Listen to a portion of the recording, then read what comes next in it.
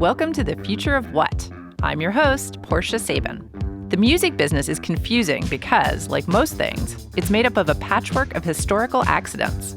For example, why don't performers and labels get paid when their songs get played on the radio? Because when radio started, recording technology hadn't made the LP ubiquitous yet, and popular songs were played by the station's own in-house band. Today, we find ourselves in the middle of one of these historical moments, when the technology is changing rapidly, but practice and the law haven't yet caught up.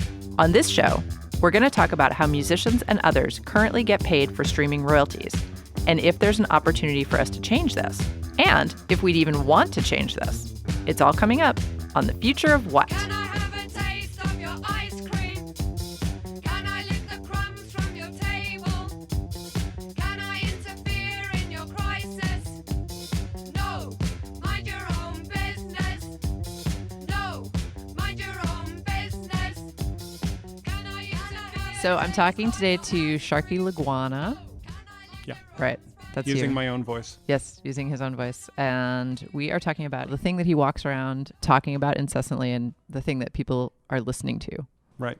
which is Subscriber share. subscriber share. Yeah, woohoo.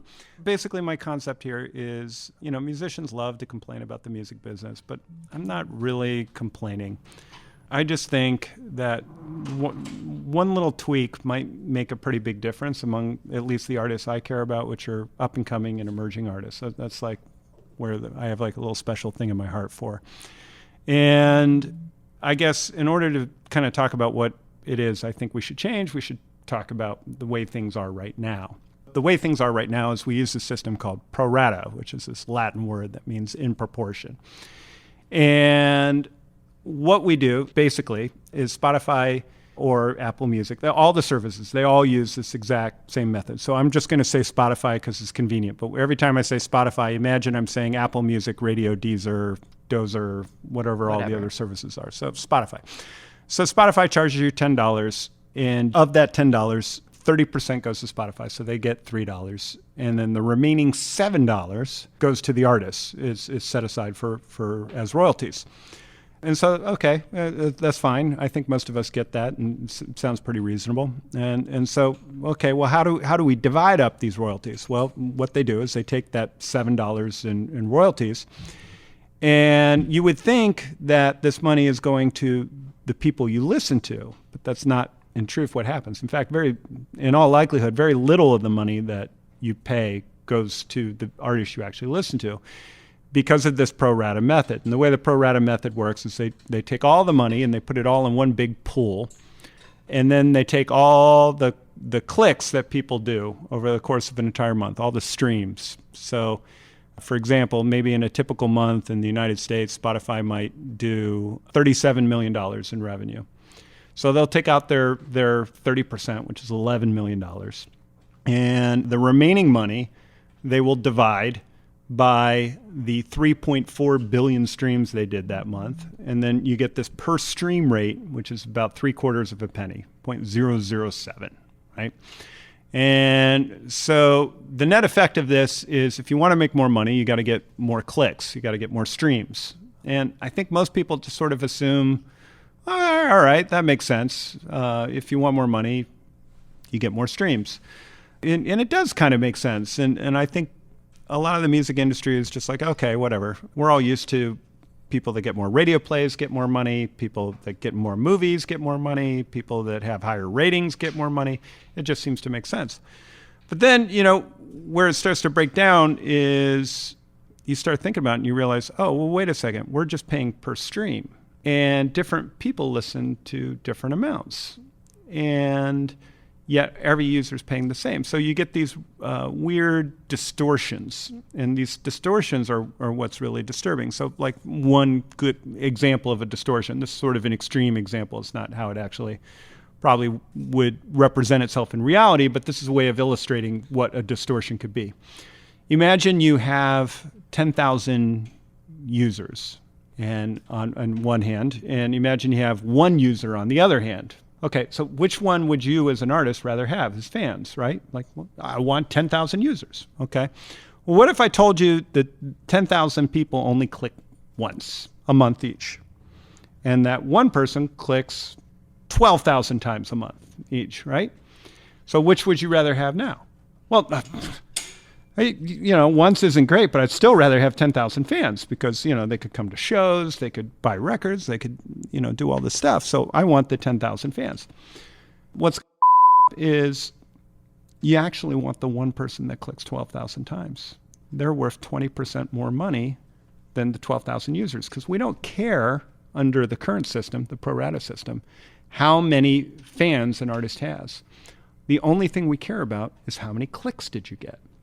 And so this is a problem, right? Because ultimately the music industry has always been about what's your draw? How many people can you bring to a show? How many fans do you have? Not how often do your fans listen to your music? Now, what we're basically saying under the pro rata method is if you have fans that click a lot, then you are valuable. And if you have fans that have jobs or go to school and don't have time to listen to music 8 to 12 hours a day, you are not as valuable. You're not as important. So this, to me, seems kind of crazy. And I had this back in November of last year, 1 year ago, almost precisely to this day. I had this brain fart, and I was like, why don't we just make it so that every user's worth the same? They all pay the same. They all pay $10 a month. I'm fine with Spotify getting their 30%. I'm not complaining about how much money people pay for streaming. I think it's a fine amount of money. In fact, in theory, it should be more money than we used to previously get. I think the per capita amount of money we used to get per listener in America was something like $20. And now we're talking about getting $120 per year. So this potentially should mean that artists are making a lot more money, but that's not the experience that most people are having.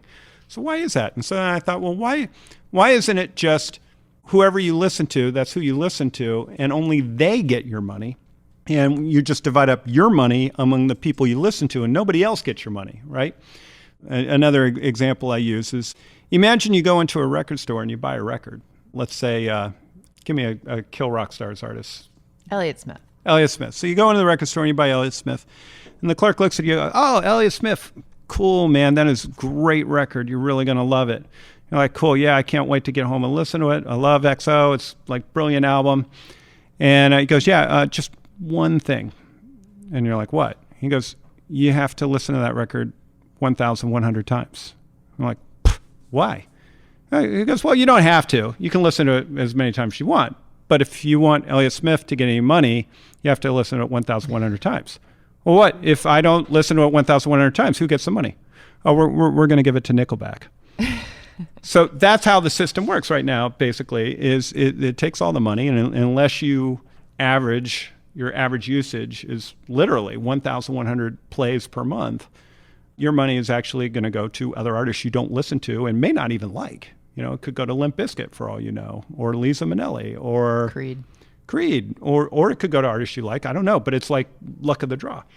I used to play music professionally, and I care about music. It's something that's had an impact on me. And I also am a musician that came up definitely from the trenches. When I moved to San Francisco, I was homeless for a long time, and it took me 2 or 3 years before I even had a friend, that I could say was a real, friend. And it was several years before I even had like my own room, in a roommate situation. I would literally have experiences, I'm really hungry. I need a burrito. I'm going to go to the blood bank and sell my blood to buy a burrito. Like that was, just a kind of regular part of my daily experience.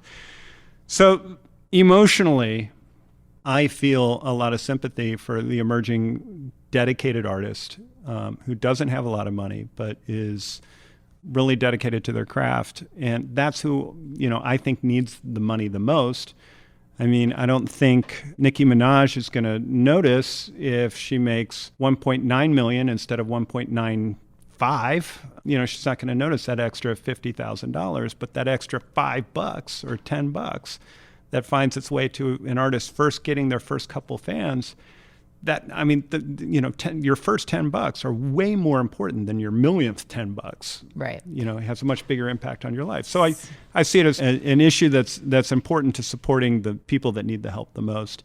So explain to us how this subscriber share actually would work in practice. Well, it's really simple. So if you listen to your favorite band, like let's say Alt J, for example, if you listen to them 100% of the time, then Alt J gets 100% of your royalties, which is $7. If you listen to them 25% of the time, then they get 25% of your $7, which is $1.75. So it's all about, instead of saying, we're going to take all the money and we're going to basically divvy up the pie slices based on all the clicks, instead we're going to say every user has their own pie, and they can divvy it up in as many different slices as they want. If you want to listen to 5,000 artists in a month, you can. And every artist you listen to will get 1/5,000th of a slice. If you want to listen to 5 artists, then every artist will get 1 of 5 slices. And so I think, when I talk about this, most people sort of intuitively get that that's better. There's something about that feels right. Mm-hmm. It resonates with how we sort of experience with music. And actually, it goes deeper than that because, one of the things that I've talked about is in capitalism, indeed, I don't know, you could argue it's just sort of an element of being living beings in the natural world. We vote with money for what we want more of. And if you want more of a specific artist, you give them your money and then you get more of that specific artist, and they can afford to keep doing it or invest more time, or maybe they get excited and they do what I've done with all these articles and get very OCD, and then you get this explosion of talent. And then what happens when that gets perverted or diverted is that artist doesn't get the support. And so you get a handful of Van Goghs that cut off their ears and just keep doing it because they love, and then you get other people that just, they burn out or fade away or move on and do other things. And from my perspective, we're all poorer for it when that happens. We're missing out on something, that we could have had. So I see subscriber share, this idea that every fan is equal because they're all paying the same amount of money. They are actually all equal. It shouldn't matter how much they listen to something. We never used to say, oh, you bought that Led Zeppelin album and you listened to it 10,000 times, so you're more important than the person who bought the Led Zeppelin album and listened to it 1,000 times. We never said to Frank Zappa, yeah, people don't listen to your record 8 hours a day, so you're only going to get a percentage of the royalties that your fans generate. We never said that, right? Mm-hmm. Like it was always, they bought your record. I've bought records that I don't listen to all that often that have tremendously impacted me. I still think about them constantly. There's this one, Meredith Monk. I don't think I've listened to her albums more than 10 times in total. Yet she's one of the biggest influences on me as an artist. And I think about her approach to music constantly. Like I'm always got little, just her, and it's more about her philosophy, but also some of the sounds are just so incredible. But it's not the kind of music you sit around and listen to 8 hours a day. In fact, I've tried to listen to it, and my family goes berserk, and because it's a lot of and people are freaking out, like stop, because it's just these repeating vocal motifs that are kind of freaky when you're hearing. So basically, what we're saying is artists like Meredith Monk, under the current system, don't matter. They're irrelevant, because they don't get lots of repeat listens. The only artists that we should care about are the artists that get repeat listens. I think that's a flawed approach, and that's not how we perceive, that's not how we react, that's not how our relationship to music is structured. So I think the payment method should, at least in part, sort of reflect that. So much of the music business is basically cobbled together from historical accidents. Basically people started doing something a certain way, or the government made a certain regulation because they were lobbied by somebody. So really it's just this, patchwork right. of things that happened in the past that we now have to put up with. Right. So it sounds like what you're saying is the pro rata system just was the way that people implemented it, but that there is the possibility we could do this other way of dividing the pie. However, since we started with the pro rata, how would we switch that system over to a subscriber share? Well, I think there's a couple components to this question. So the first part is there has to be consensus that we should switch.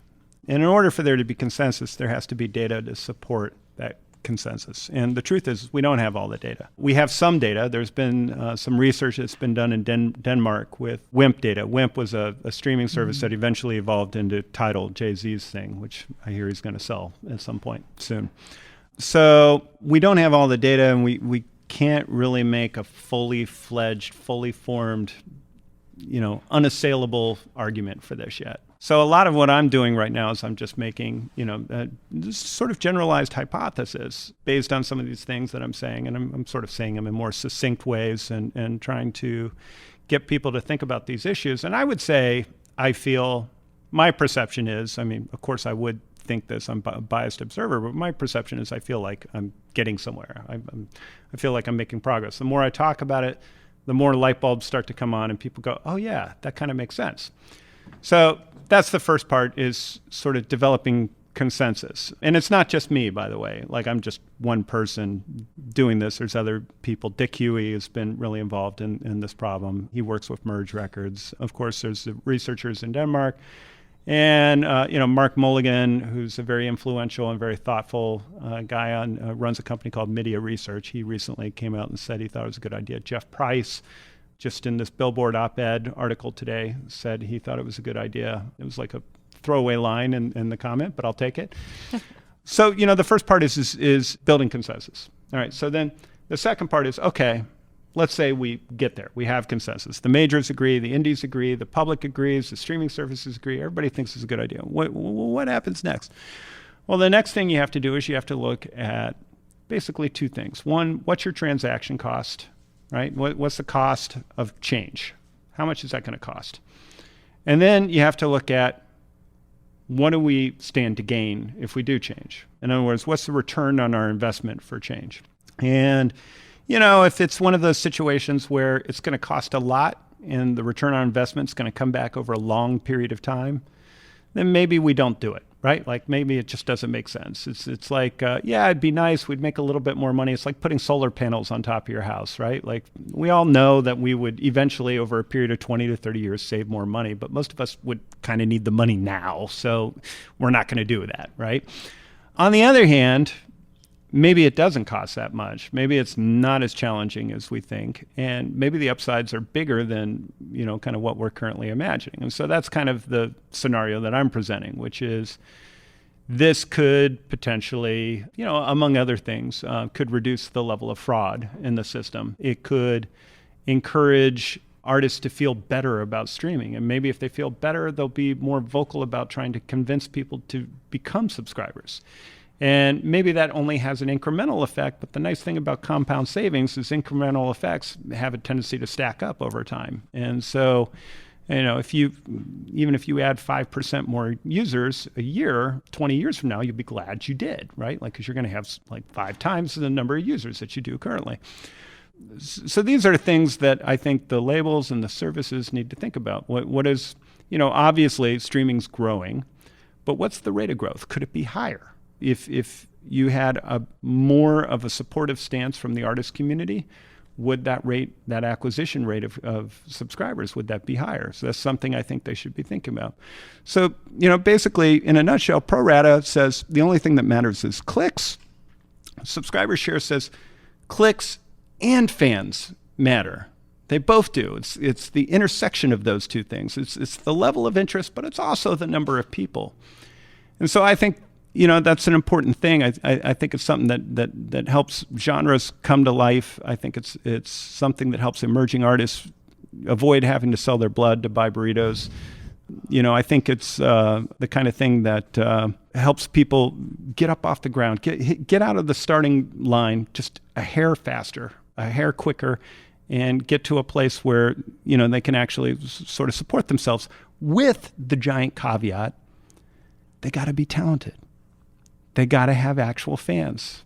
It's not going to work if you just buy a Pro Tools rig and you can't just manipulate the system, right? And so that's, I think sometimes people sort of lose sight of that. No, this is not everybody gets an award for participating. Right.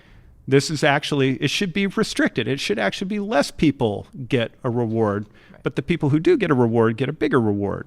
But we don't want it to be super limited to just like the Taylor Swifts of the world. We want other voices, the Joanna Newsoms or the Gossip. We want these other folks who have different unique voices. We want their scenes to be able to support them and these new voices to emerge, because it makes culture more diverse. It makes us all richer.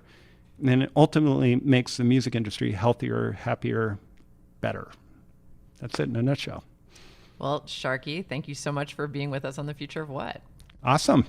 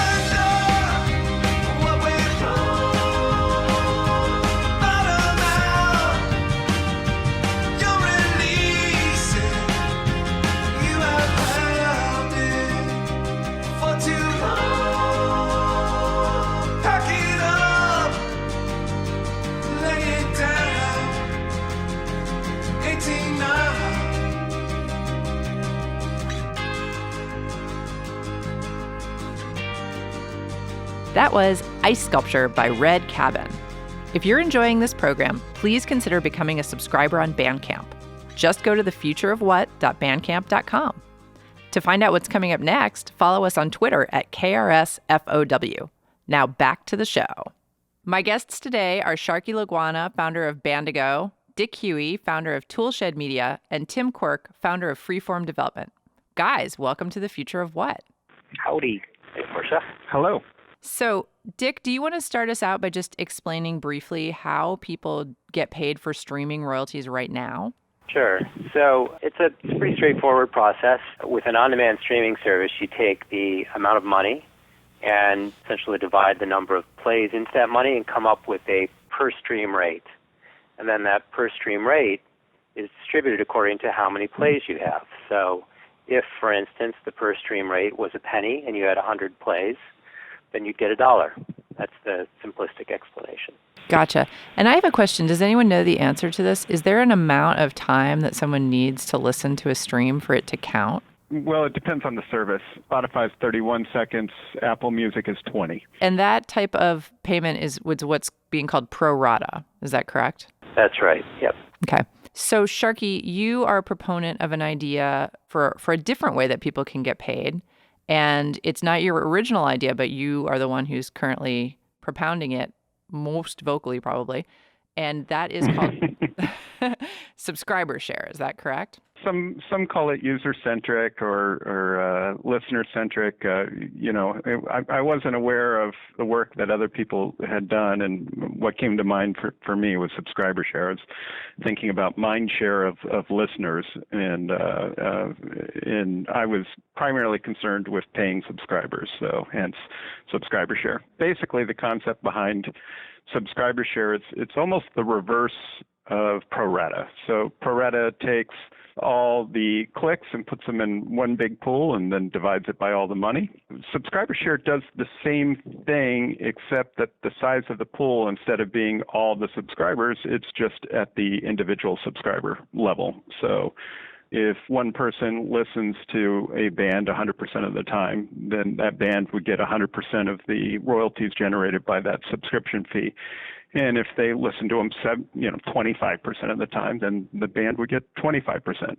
And that's pretty much it in a nutshell. So I started this program in the intro talking about how the music business is confusing to outsiders and insiders alike, because really what we are is a cobbled together patchwork of a series of historical accidents that have left us with all the various things that make up how people get paid for what. And this sort of seems like we're in a moment where, do we think there's anything that we could do about this? Pro rata is how things started with streaming payments. I mean, is it realistic to think we could switch to subscriber share? Are you asking me? Yes. Or everybody? I'm asking you. I kind of want everyone's take on that, though.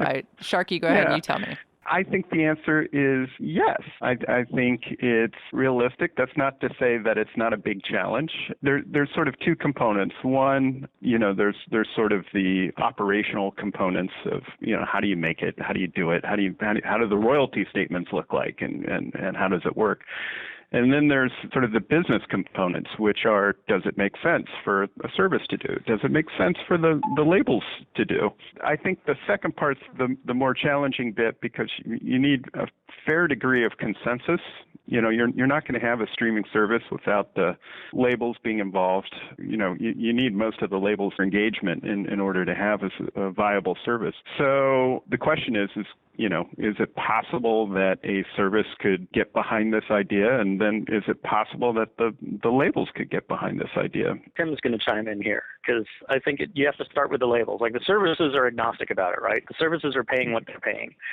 Sure. And they're, it's sort of immaterial to them how it gets divided up, which doesn't mean they don't care. But, as long as, they're paying out 70% of whatever they take in, generally speaking. And what we're really talking about is how do you divide up that 70%? So, as Sharky said, can't have a service without the major label music catalog. So the answer to your question, there's a very simple way to answer it. If it makes the major labels more money, they will absolutely do it. If it makes them less money, they absolutely won't do it. And if it makes them the same amount of money, chances of getting them to change, given the way the music business works, are pretty slim, just because they'll be afraid that it will turn out it makes them less money. My take is it will make them the same amount of money. I completely agree with your analysis that ultimately it's an economic question. I couldn't agree with that more. I'm 100% behind that. I think the question that whether or not they will make more or less money is actually a more complicated question than it looks like at first glance. Sort of my take on this is that if you run through how we do things currently, it winds up being a wash for most of the major players. Think of the labels and even the major indies as just being like hedge funds, right? No matter what kind of happens with music, if tech goes up, then maybe commodities go down. And if commodities go up, maybe tech goes down. That's what a hedge fund is, right? They're always sort of hedging against all the different things that can happen. So changing the royalty model, Tim's right. It doesn't really have a dramatic impact on revenue at sort of the outset in the short term. What I would, I guess, sort of advocate for, and what my instinct says, and I think there's some limited data to sort of establish this, is that some of the other things that subscriber share does could positively impact revenue across the industry as a whole and be the equivalent of a rising tide lifting all boats. And it would do this in a couple different ways.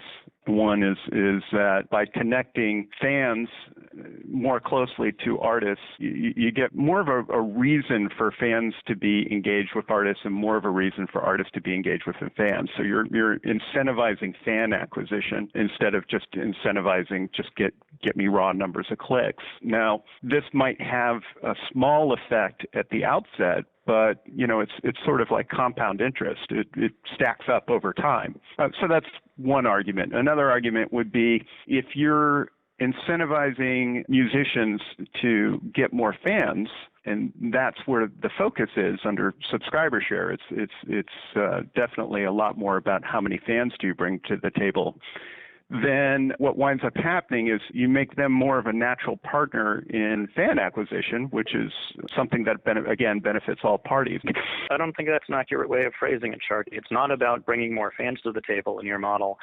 It's about bringing fans to the table who listen to you exclusively or listen to you more than they listen to anything else. So it's always been a part of the music business. You want the maximum number of fans possible. But this particular way of splitting revenue from streaming services means you're actively trying to get your fans to play you to the exclusion of other folks. And I don't think that has a positive effect. And also, the other thing I would say is, as subscription services become a more mainstream phenomenon, everything you're saying just now sort of presupposes that the average subscriber knows or cares how their listens are turning into money for the artist. And I would argue that everything I've ever seen suggests that the average subscriber doesn't know and won't care even if you tell them.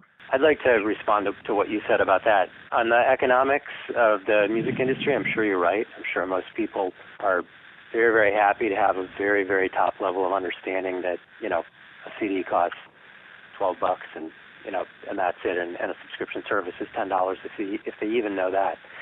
But I think what the point that Sharky was making is a valid one. I guess the natural salespeople for music are artists. It's a portion of their livelihood. And if you look back in history, you would certainly see that artists who, on their website or sort of in outreach emails to their fan bases said, please buy my music on compact disc, or please go to my Bandcamp download store and download the music. That's part of what an artist does to engage with his or her fans. And you would know you were in a band, and obviously, Sharky, so are you. But that's what I would argue is partly missing from the equation now. And part of the reason it's missing now is because many of the bands who have the fans, sort of the whole middle level of the music industry, or much of the middle level of the music industry, are not pushing their fans towards streaming, and that's a problem. It's a problem for all the boats to rise. I don't know. Tim, do you want to respond to what Dick said before I jump in? No, go ahead. Okay.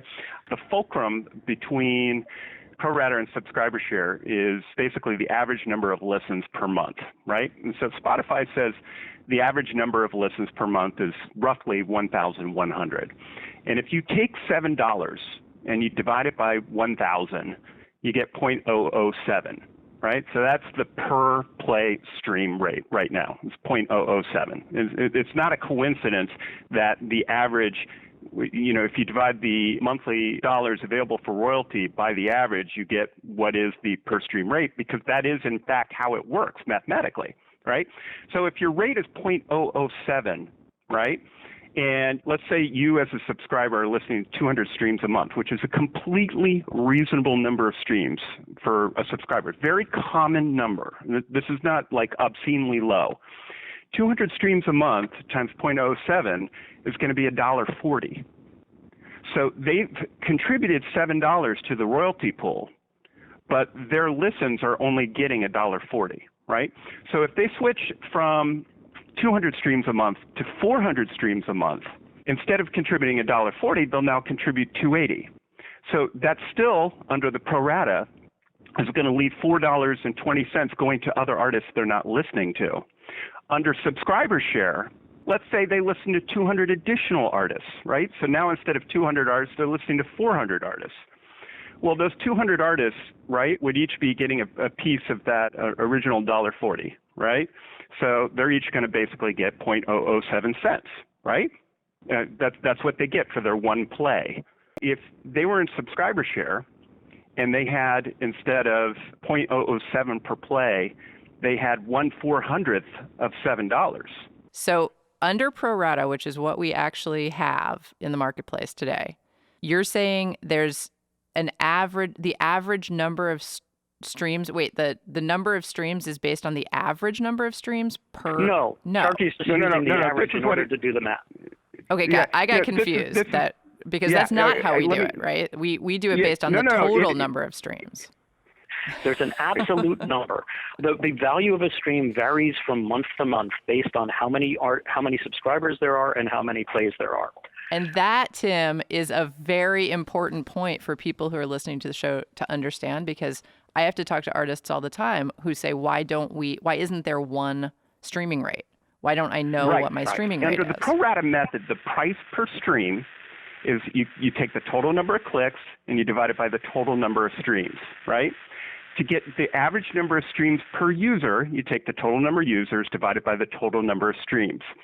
If you take the average number of streams per user and you divide it by the number that goes to the royalty pool, you get to that exact same number. It's not a coincidence. They're mathematically related. They're tied. It's the same thing. It's two ways of getting to the same number. So yes, and another way of stating the exact same thing is that there's the pool of money that can be divided amongst all artists, varies from month to month based on how many subscribers are and what they paid to subscribe. The point is there's a pool of money that's there to be divided, and the question is, how do you divide it most equitably? I agree 100%. Right. So here's where things get sort of goofy, just from my perspective. So the fulcrum between whether you make more money with subscriber share or you make more money with pro rata, the fulcrum is the average number of streams per month. Let's say you have 100 fans. If your fans are all light users, let's say they all listen 100 times per month, you are going to make less than somebody that has 100 fans that are all above average users. They listen to, 1,500 streams a month. And so my concern, I guess, about the pro rata method is it's saying, essentially, let's say I'm an older, blues artist and I got 500 fans and they're all, dads who got work jobs and maybe have an hour or two on the weekends to listen to music, but they do have the money to pay for a streaming service, and this is one of the artists among many that they listen to. However, they don't get to stream more than 150, 200 streams a month, which is not abysmally low. That's a normal number for a streaming customer. I think the averages I've seen are between 200 and 400. I mean, what was your experience at Google? What did a typical subscriber listen to? How many streams a month? What was your experience? I can't speak, specifically to Google. I can say in my 15 years of experience doing this at a variety of different services, the number has, it began around in the early part of the century. It was around 200 plays per month, and it's been growing since then. So, I mean, if you had to guess, I'm not trying to pin you down. What do you think a typical user is doing right around now? Well, I don't think there is a typical user. An average is an average, right? There are very low users and there are very high users. And there are months, I'm subscribed to multiple services. There are months when I play nothing on one service and a bunch on another service, and then there are months when I play lots, right? My own use varies. I don't believe that there's a type of fan who remains subscribed to a service who is a low, who has month in and month out a low number of plays. Right. Because those people unsubscribe. Right. No, well, they do, and sometimes they don't. I mean, sometimes they kind of drift along for a while before, they fade out. It's not like, I didn't stream anything this month. That's an interesting question, you guys, because I actually think that there are probably a lot of people, and I think subscription services often rely on people who don't remember to unsubscribe. You know, that there's part of that pool of money comes from people who just sort of keep paying without really thinking about it too much. Like, oh yeah, I have Spotify. I only listened to a couple things this month, whatever. I've certainly done it. Yeah, I've done it. I'm doing it right now. I'm not listening to Spotify right this second. Look at me. So Portia, if you are currently one of those users in that state, and this month, you know, it's November, so like next month you're going to be playing a bunch of Christmas music maybe, I don't know, but this month you play one song by one indie band that's closest to your heart. Do you think that band is being ripped off if they don't get your full subscriber fee for that month? Well, I mean, I don't think that right now because that isn't the model. And in fact, because of my job and where my heart is, I'm happy that my $7 or whatever is going to artists, even if I'm not listening. You know what I'm saying? Like, I'm glad they're getting some money, even if I'm not listening to them.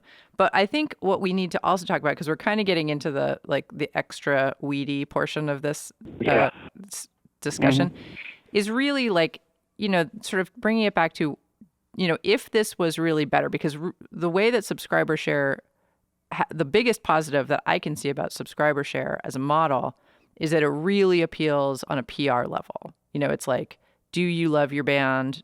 Do you want to give your money to a certain band? You know, do you are you going to feel more connected as a fan if you know that your money is really going directly to that band that you play all the time, or that you play 50% of the time or 20% of the time or whatever it is? I don't think that's the portion that matters.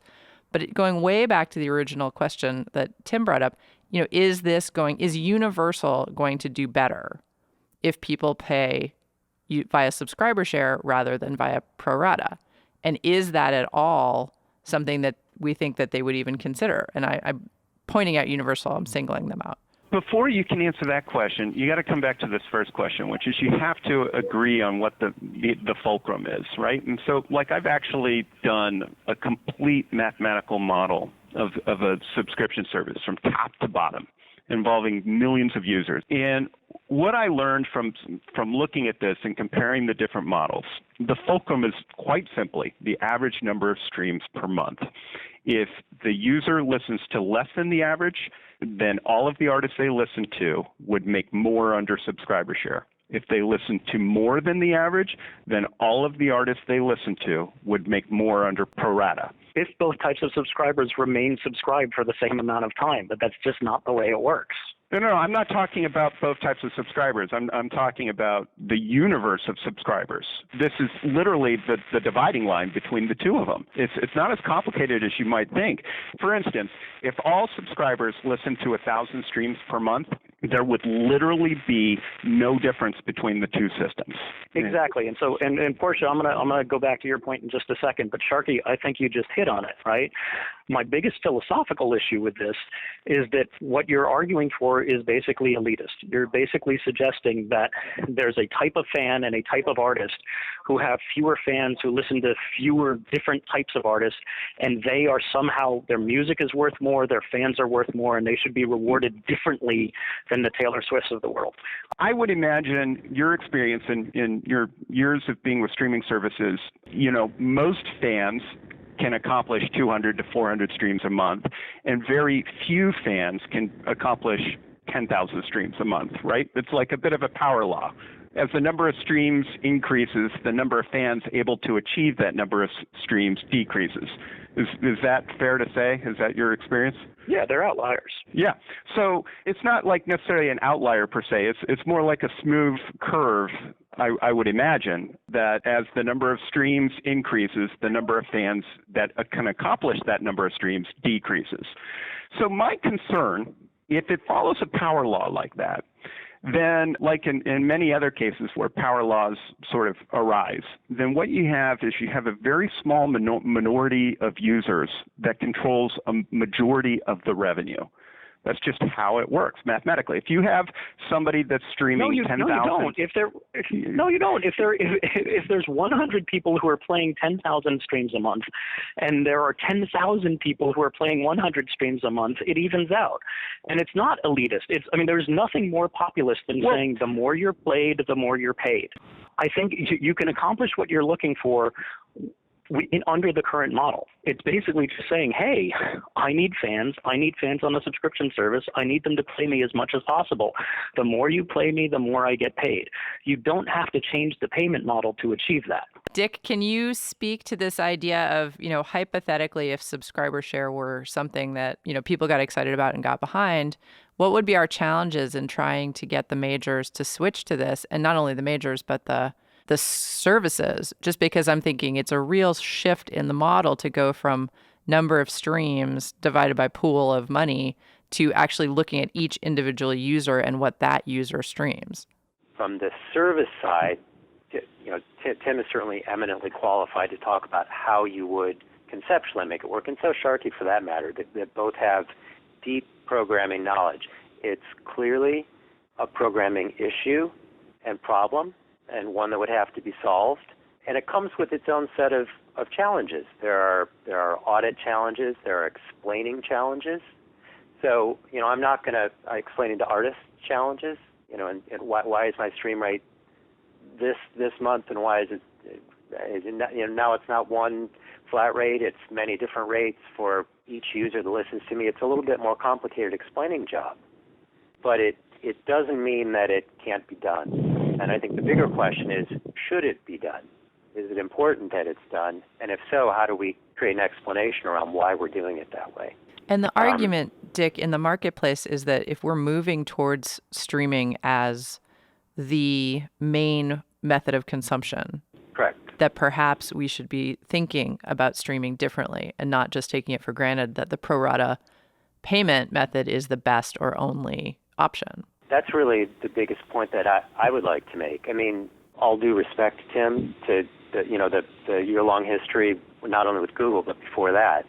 This model has been around for us a long time, for most of our careers, but in the grand scheme of things, it hasn't really been around that long. And, who's to say that we got it right just because we picked the model that we did? I do know for a fact that, at the point where the original model for on-demand streaming compensation was considered, that subscriber share was looked at by at least some of the major labels. I know that for a fact. Maybe you do too, Tim. But, the choice was made to choose pro rata, but doesn't mean it was the right choice. And just to finish the answer to your question, Portia, about how do you move the individual components of the part of the industry that has to commit to this, which would be the rights owners, to make a change. The best way I can figure out to do that is what Sharky and I are doing, which is to push for a non-partial conversation.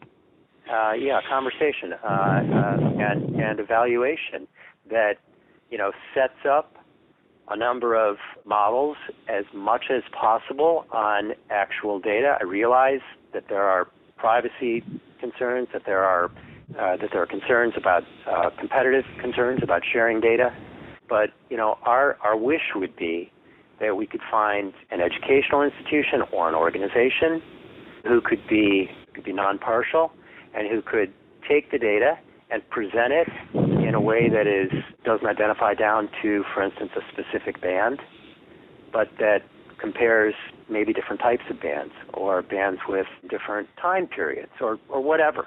And so we could actually look at one next to the other and say, okay, if we made the switch, this is what would happen. Here's the good news.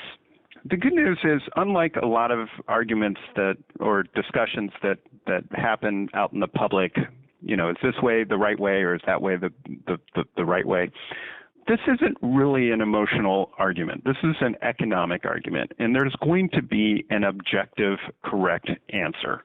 This isn't about should we build more prisons or, do we pay more welfare? This isn't one of those emotional things where you're never really going to have an answer that's going to satisfy everybody. There should theoretically be an answer that definitively and determinatively establishes one way is better than the other.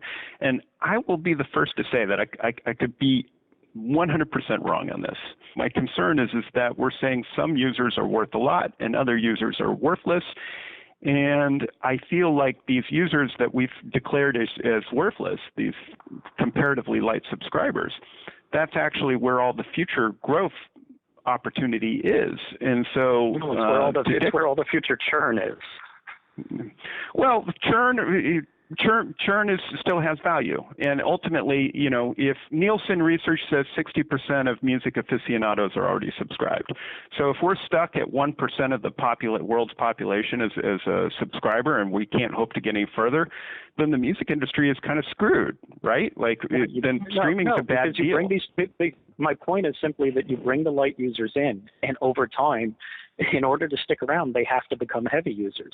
And I wish I could be as sanguine as you and say there's a data-driven answer that will satisfy all parties, but there isn't, because I've been at this a long time. All the data I've seen suggests, and Dick, I share that, I was in a cult band that doesn't see a lot of money from streaming. All my favorite musicians are cult bands that don't see a lot of money from streaming, right? I'm not arguing against them.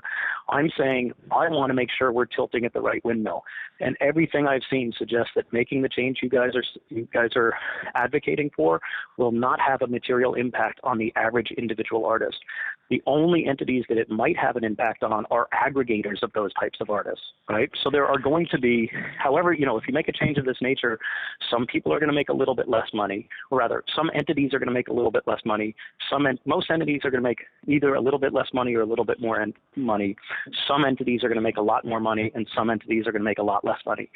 My contention is those entities who make either a lot more or a lot less are going to be distributors and labels, not individual artists. I would disagree with that on this very narrow point, which is to the extent that most users are below average in terms of listening, the aforementioned power law.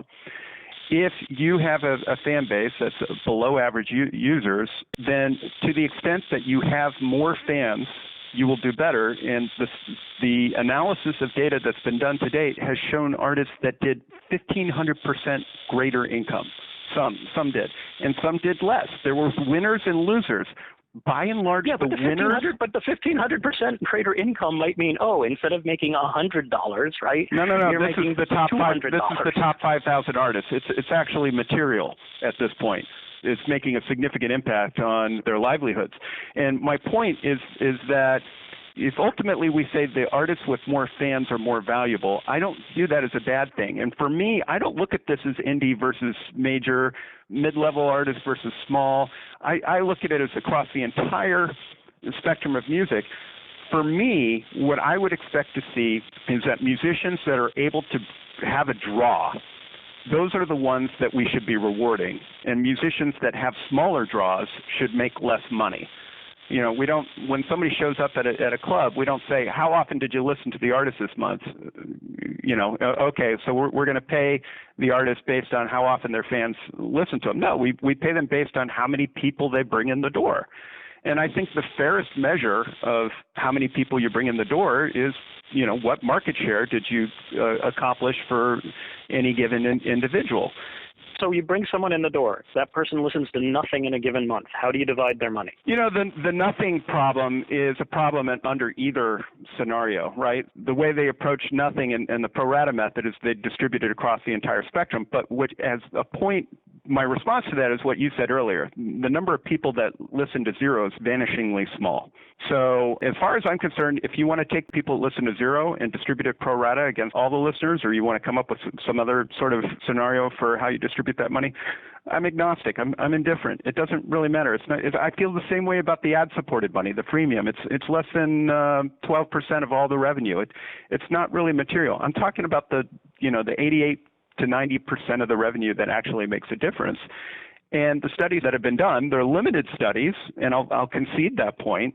But what the publicly available research that has been done has shown that it makes a huge impact on some artists, both good and bad. And I look at it as we want to reward the artists that bring people in the door, whoever they are. I don't care if they're pop stars. I don't care if they're indie.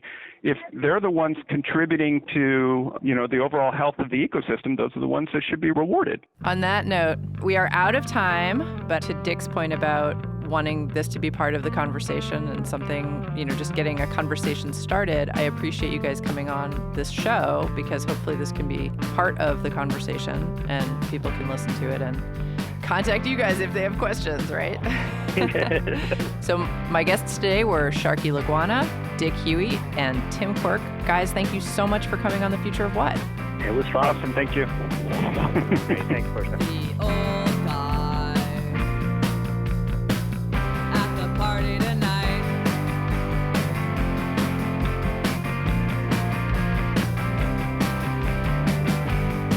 Yes, I'm the old guy at the party, all right.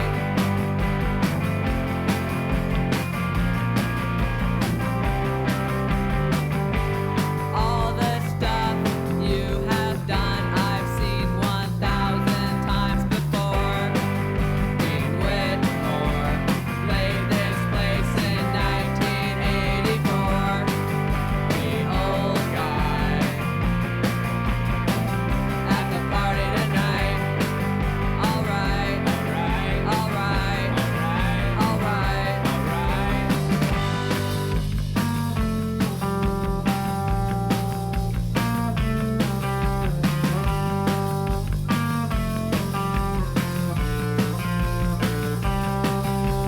No, I'm not your dad.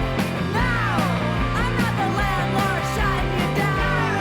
I'm just a man with no plans trying to spend some time at night getting out of the house.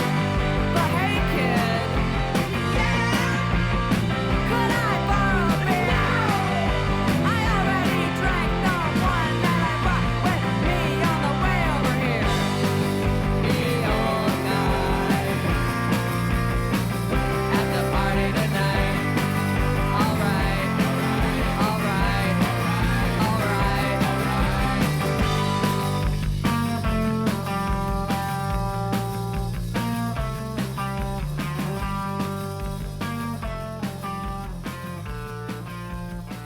That was Old Guy by Wimps. And that's our show. The music we played today was used by permission. You heard Wimps, Red Cabin, and of course our theme song, Mind Your Own Business by the Delta 5.